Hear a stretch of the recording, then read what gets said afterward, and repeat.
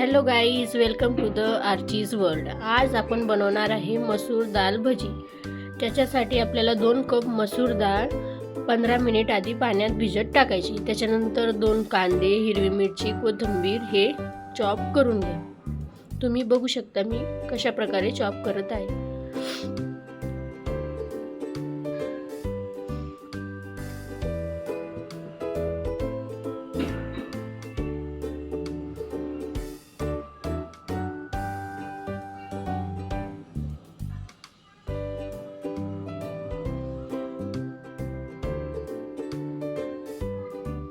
हे सगळं चॉप केल्यानंतर जी डाळ 15 मिनिट आधी पाण्यात भिजत घातली होती ती एक मिक्सरच्या जारमध्ये काढून घ्यायची। त्याच्यानंतर थोडंसं जाडसर असं मिक्सरमध्ये हे दळून घ्या।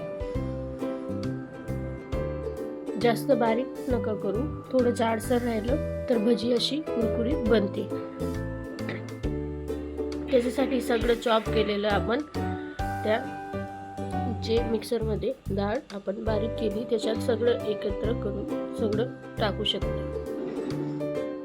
त्याच्यासाठी 1 वाटी कांदा, अर्धा वाटी कोथिंबीर, 2 हिरवी मिरची बारीक केलेली, 2 ते 3 कढीपत्ता बारीक करून टाका।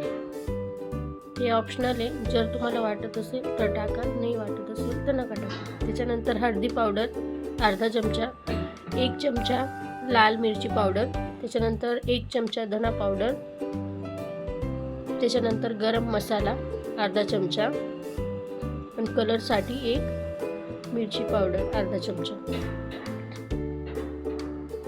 मीठ स्वादानुसार टाकू शकता। त्याच्यानंतर अर्धा चमचा जिरा, अद्रक लसूणची पेस्ट 1 चमचा, सगळं एकजीव करून घ्या।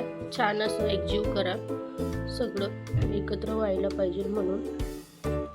हे सगळं एकत्र केल्यानंतर छान असं बनून तयार होते। त्याच्यानंतर भजी पण आपली अशी कुरकुरीत आणि मऊसूर बनते।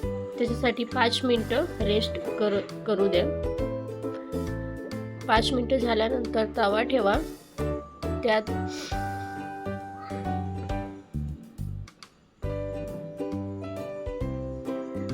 त्यात 1 वाटी तेल टाका। तेल हाय फ्लेम वरच चालू राहू द्या। जास्त तेल असं गरम झाल्यानंतर भजी असं छान असे छोटे छोटे भजी काढून त्यात जोपर्यंत ही भजी ब्राऊन कलर येतो तोपर्यंत भजीला परतत राहा। त्याच्यासाठी ही भजी मोकळीच टाका, कारण ही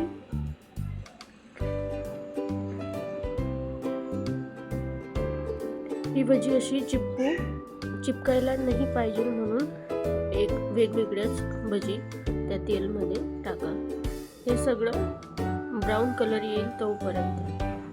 आता तुम्ही बघू शकता हे भजीला ब्राऊन कलर आता आला आहे। त्याच्यासाठी 1 प्लेट घ्या, प्लेटमध्ये भजी असं काढून घ्या।